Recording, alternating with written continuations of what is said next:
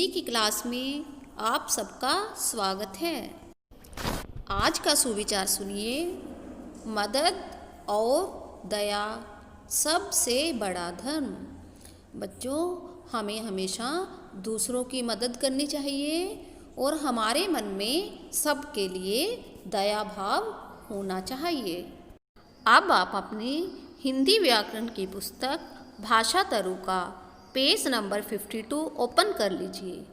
आज हम लेसन 10 सूचना पट पढ़ेंगे। इस चैप्टर में हम विराम चिन्ह के बारे में जानेंगे। आइए बच्चों, विराम चिन्ह के बारे में जानने के लिए हम सबसे पहले एक एक्टिविटी करते हैं। बच्चों बताइए, यह किसका चित्र है? हाँ, यह ट्रैफिक लाइट है। ये तो आप सबने सड़कों पर देखी ही होगी। ये बताइए, इससे हमें क्या पता चलता है? जो सबसे ऊपर रेड लाइट है, रेड लाइट हमें क्या बताती है? रुकने के लिए। रेड लाइट हमें बताती है कि अब रुक जाओ। और येलो लाइट, येलो लाइट का अर्थ है कि चलने के लिए तैयार हो जाइए। ग्रीन लाइट क्या बताती है? ग्रीन हमें बताती है कि अब चलना शुरू कर दो। तो बताइए बच्चों, ये ट्रैफिक लाइट क्यों लगी होती है? इस लाइट से हमें पता चला कि हमें कब रुकना है और कब चलना है, ताकि हम सड़क पर सही ढंग से अपना सफर पूरा कर सके। तो बच्चों, इसी तरह भाषा के भी कुछ चिन्ह होते हैं जो हमें बताते हैं कि हमें अपनी बात बोलते हुए या लिखते हुए कब रुकना है। क्या कहते हैं उन्हें? हम विराम चिन्ह। तो आज हम इन्हीं के बारे में पढ़ेंगे। ये देखिए, आज हम किन किन विराम चिन्हों के बारे में पढ़ेंगे। देखिए, पूर्ण विराम, अल्पविराम, प्रश्न सूचक, योजक, विस्मयादिबोधक, निर्देशक चिन्ह। देखिए बच्चों, वाक्य में इन चिन्हों को लगाना बहुत जरूरी है। अगर हम विराम चिन्ह नहीं लगाएंगे तो हम वाक्य का अर्थ अच्छी तरह से नहीं समझ पाएंगे। बच्चों, अब आप अपनी बुक का पेज नंबर 52 ओपन कर लीजिए। इसमें एक चित्र कथा दी हुई है, हम उसे पढ़ते हैं। देखिए, इस चित्र में बच्चे अपने विद्यालय के नोटिस बोर्ड के पास खड़े हैं और वहां पर बोर्ड पर लिखी हुई कोई सूचना पढ़ रहे हैं। देखिए, वो सूचना को किस तरह पढ़ते हैं। 2526 मार्च को कक्षा 4 पिकनिक पर जाएगी। सब अपने अपने नाम अध्यापिका को दे दें। अपने पिकनिक बैग में pen, pencil, diary, lunch box, पानी की बोतल लानी है। देखिए, इस सूचना को पढ़कर यह लड़का कहता है, इतनी बड़ी तारीख कौन सी होती है? फिर वो लड़की भी कहती है, हाँ, 2526 तो मैंने कभी सुनी ही नहीं। फिर तीसरी लड़की कहती है, अरे भाई, लगता है विराम चिन्ह छूट गए हैं। तो बच्चों, आप बताइए कि जो ये संदेश लिखा हुआ है, बच्चों को यह क्यों नहीं समझ आ रहा? ये संदेश उन्हें इसलिए नहीं समझ आ रहा क्योंकि उनमें वाक्यों के साथ विराम चिन्ह नहीं लगाए हुए। अगर हम विराम चिन्ह को सही स्थान पर नहीं लगाएंगे तो वाक्य का अर्थ बिल्कुल भी नहीं समझ आता। भाषा में विराम चिन्हों की जरूरत क्यों होती है? सही बात पर टिक लगाइए। देखिए, इसमें सबसे पहले बताया गया है बात अच्छी तरह से स्पष्ट करने के लिए, तो इसके साथ हम टिक लगाएंगे क्योंकि तभी हम अपनी बात को अच्छी तरह से स्पष्ट कर सकते हैं अगर हम विराम चिन्ह का सही प्रयोग करेंगे। दूसरी लाइन, भाषा सजाने के लिए, इसमें हम टिक नहीं लगाएंगे क्योंकि हम भाषा को सजाने के लिए विराम चिन्ह का प्रयोग नहीं करते।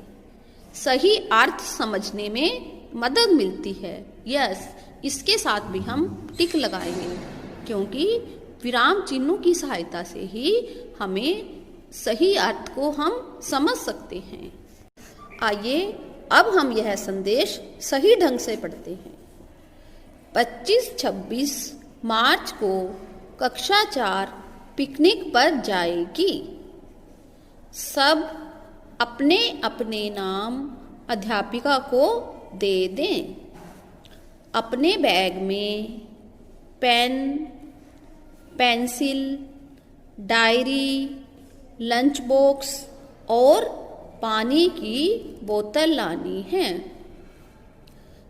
तो बच्चों, आप समझ गए होंगे कि जब हम बातचीत करते हैं तब बात करने के ढंग और उतार चढ़ाव से बात स्पष्ट हो जाती है। लिखित रूप में इसे विराम चिन्हों से दिखाया जाता है। तो अब मैं आपको कुछ फ्लैश कार्ड दिखा रही हूँ जिसमें आपको पता चलेगा विराम चिन्हों का हम कैसे प्रयोग करते हैं। ये देखिए, सबसे पहले ये देखिए, यह कौन सा चिन्ह है? पूर्ण विराम। क्या नाम है इसका? पूर्ण विराम। पूर्ण विराम का अर्थ है कि पूरी तरह से रुक जाना। पूर्ण का मतलब है पूरा और विराम का मतलब है रुकना। तो देखिए, इसका प्रयोग हम तब करते हैं जब हमारा वाक्य समाप्त हो जाता है। जैसे अगर हम कहते हैं कि बच्चे खेल रहे हैं, तो ये वाक्य पूरा हो गया है, तो है के बाद हम क्या लगाएंगे? पूर्ण विराम। क्या लगाएंगे? पूर्ण विराम। अब दूसरा देखिए, अल्प विराम। इसे हम क्या कहते हैं? अल्प विराम। इंग्लिश में आप इसे कहोगे कोमा। इसका प्रयोग हम वाक्य में थोड़ी देर के लिए रुकने के लिए करते हैं। प्रश्नवाचक। प्रश्नवाचक का प्रयोग प्रश्न पूछने के लिए करते हैं। जैसे आप कहाँ जा रहे हो, तो वाक्य के अंत में हम क्या लगाएंगे? प्रश्नवाचक चिन्ह। उसके बाद देखिए, विस्मयादि बोधक। इसका प्रयोग हम खुशी, दुख, शोक आदि को प्रकट करने के लिए करते हैं। जैसे वाह, तुमने बहुत अच्छा काम किया, तो वाह के बाद हम विस्मयादि बोधक चिन्ह लगाएंगे। उसके बाद है योजक। योजक का प्रयोग दो शब्दों को जोड़ने के लिए करते हैं। जैसे सुख, दुख। सुख दुख के बीच में हम क्या लगाएंगे? योजक चिन्ह। आइए अब हम पेज 53 पर दिए हुए कुछ विराम चिन्हों के बारे में पढ़ते हैं। पहला वाक्य देखिए, बच्चे गाना गा रहे हैं। तो देखिए, यहाँ पर यह वाक्य पूरा हो गया, तो इसके अंत में हम क्या लगाएंगे? पूर्ण विराम। वाक्य समाप्त होने पर पूर्ण विराम। दूसरा वाक्य पढ़िए, हमारे बगीचे में गुलाब, चंपा, चमेली और जूही के फूल हैं।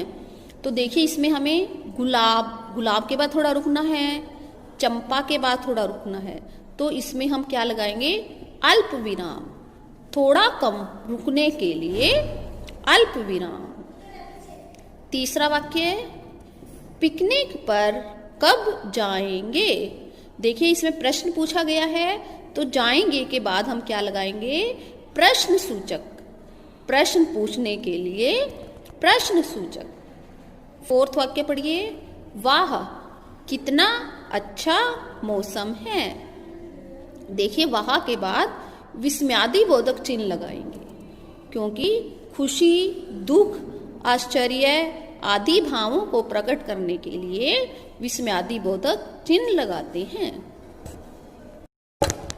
अब हम 5वां वाक्य पढ़ते हैं।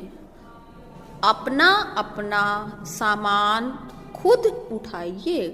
देखिए अपना अपना 2 शब्दों को जोड़ने के लिए हम योजक चिन्ह का प्रयोग करते हैं। तो अपना अपना इन दोनों शब्दों के बीच में हम योजक चिन्ह लगाएंगे। उसके बाद है मुझे दाल चावल पसंद हैं, तो दाल चावल के बीच में भी योजक चिन्ह लगेगा। 2 शब्दों को जोड़ने या एक शब्द के दोबारा आने पर योजक चिन्ह। 6वां वाक्य देखिए। सुमित, मैं भी चलूंगा, हमें अपने कुछ काम स्वयं करने चाहिए। देखिए संवाद में नाम के बाद या उदाहरण देते समय निर्देशक चिन्ह का प्रयोग होता है। देखिए सुमित ने जो बात कही है, सुमित की बात को समझने के लिए सुमित के आगे हम निर्देशक चिन्ह लगाएंगे कि ये बात सुमित ने कही है। तो बच्चों हम समझ गए कि जब हम बातचीत करते हैं तब बात करने के ढंग और उतार चढ़ाव से बात स्पष्ट हो जाती है। लिखित रूप में इसे विराम चिन्हों से दिखाया जाता है। आइए बच्चों अब हम एनिमेशन देखते हैं। बच्चों आज हम विराम चिन्हों के बारे में जानेंगे, जो हमें बताते हैं कब रुकना है, कब प्रश्न है, कब आश्चर्य या सुख दुख है।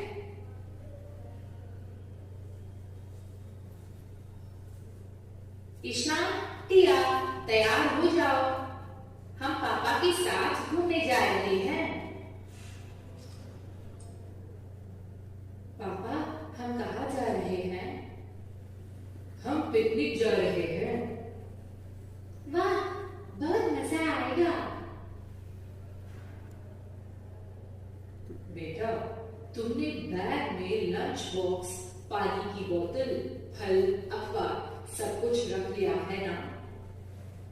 दादी मम्मी पापा ने सारी तैयारी कर ली है, चलो हम चलते हैं।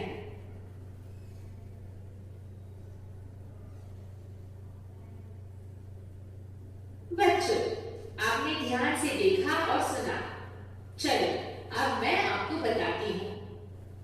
ईशान, टिया तैयार हो जाओ। यहाँ पर थोड़ा रुकने के लिए अल्पविराम का प्रयोग किया गया है।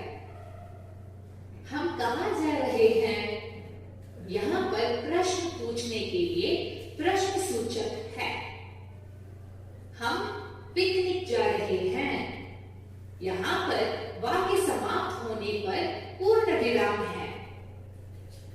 वाह, बहुत मजा आएगा। यहाँ पर खुशी, आश्चर्य को प्रकट करने के लिए विस्मयादि बोधक है। मम्मी पापा ने सारी तैयारी कर ली। यहाँ पर 2 शब्दों को जोड़ने के लिए योजक चिन्ह है। ये सभी चिन्ह जो वाक्य के बीच में या आखिर में लगाए जाते हैं वे विराम चिन्ह होते हैं।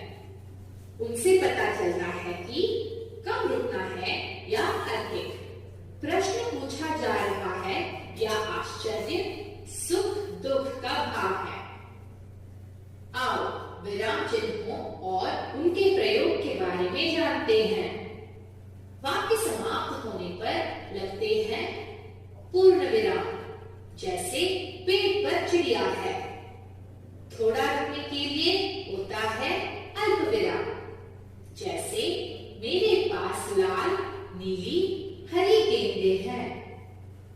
जब प्रश्न पूछा जाता है, प्रश्नवाचक जैसे तुम कहाँ जा रही हो, खुशी, दुख या आश्चर्य के लिए विस्मय बोधक जैसे आहा कितना स्वादिष्ट हलवा है, ओह मुझे चोट लग गई। बच्चों समझ में आया? हाँ, ये तो बहुत मजेदार है। अब हम पढ़ते लिखते समय विराम चिन्हों का ध्यान रखेंगे। आइए बच्चों, हम इन चिन्हों की पहचान करते हैं। ये देखिए, सबसे पहले क्या दिया हुआ है? पूर्ण विराम। पूर्ण विराम को हम किस तरह लिखेंगे? इस तरह। ये चिन्ह है, हम इस तरह से लगाते हैं। उसके बाद अल्प विराम। ये देखिए, इसे हम क्या कहेंगे? अल्प विराम। उसके बाद है योजक। इस तरह से हम योजक चिन्ह लगाएंगे। प्रश्न सूचक। ये देखिए क्वेश्चन मार्क। इंग्लिश में हम इसे क्या कहते हैं? Question mark. विस्मयादि बोधक। ये आप अलग अलग वाक्य बनाकर इन चिन्हों को लिखने की प्रैक्टिस कर लीजिए। अब मैं बोर्ड पर कुछ वाक्य लिख रही हूँ जिसमें हम विराम चिन्हों का प्रयोग करेंगे। आप भी अपनी रफ नोटबुक में इन वाक्यों की लिखकर प्रैक्टिस करना। सबसे पहले देखिए,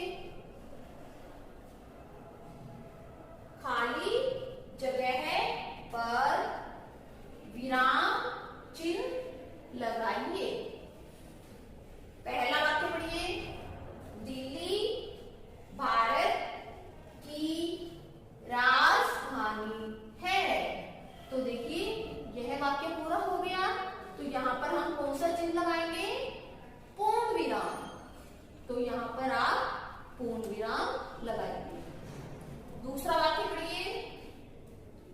मेरे पास किताबें, पेंसिलें और खिलौने हैं। तो बताइए, किताबें। किताबें के बाद हम कौन सा चिन्ह लगाएंगे? अल्प विराम। क्योंकि वाक्य पढ़ते समय यहाँ हमें थोड़ी देर के लिए रुकना है। तीसरा वाक्य, आप क्या पढ़ रहे हैं? तो देखिए, यहाँ वाक्य के अंत में कौन सा चिन्ह आएगा? प्रश्नवाचक चिन्ह। क्योंकि इसमें प्रश्न पूछा गया है, तो यहाँ पर हम प्रश्नवाचक चिन्ह लगाएंगे। नेक्स्ट वाक्य, अरे कितनी सुंदर चिड़िया है। ये देखिए, अरे के बाद हम विस्मय सूचक चिन्ह लगाएंगे। ये चिन्ह हम पूर्ण विराम के नीचे बिंदी लगाकर ये वाला चिन्ह लगाते हैं।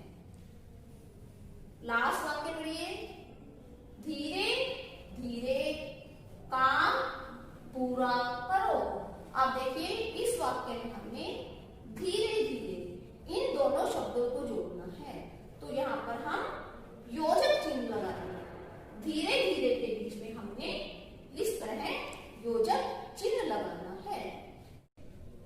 अब अगला वाक्य देखिए। अध्यापक ने कहा, अपना काम पूरा करो। ये देखिए, इसमें हम लगाएंगे निर्देशक चिन्ह। देखिए, निर्देशक चिन्ह का प्रयोग वहां करते हैं जहां हम किसी से कोई बात कहते हैं। जब किसी ने कोई बात कही हो तो उसके आगे हम निर्देशक चिन्ह लगाते हैं। ये अध्यापक ने कहा, अपना काम पूरा करो। अगला वाक्य पढ़िए। मुझे आम, केला, सेब आदि फल पसंद है। तो देखिए, हमें यहाँ पर एक चिन्ह लगाना है और एक चिन्ह हमें यहाँ लगाना है। तो यहाँ पर हम कौन सा चिन्ह लगाएंगे? अल्प विराम। क्योंकि हमें बीच में थोड़ी देर के लिए ही रुकना है। आप कहाँ जा रहे हो? ये देखिए, ये प्रश्न पूछा गया है, तो इसके साथ हम लगाएंगे प्रश्नवाचक चिन्ह। ये देखिए, इस तरह से प्रश्नवाचक चिन्ह। बच्चे माता पिता का आदर करते हैं। तो देखिए माता पिता, इन दोनों शब्दों के बीच में हम लगाएंगे योजक चिन्ह। ये देखिए निर्देशक चिन्ह और योजक चिन्ह में ये डिफरेंस है कि योजक चिन्ह थोड़ा छोटा होता है और निर्देशक चिन्ह योजक चिन्ह से थोड़ा बड़ा होता है। वाह कितना स्वादिष्ट भोजन है। यहाँ पर देखिए वाह के बाद बताइए कौन सा चिन्ह लगेगा? विस्मयादिबोधक चिन्ह, क्योंकि इसमें खुशी का भाव प्रकट हो रहा है।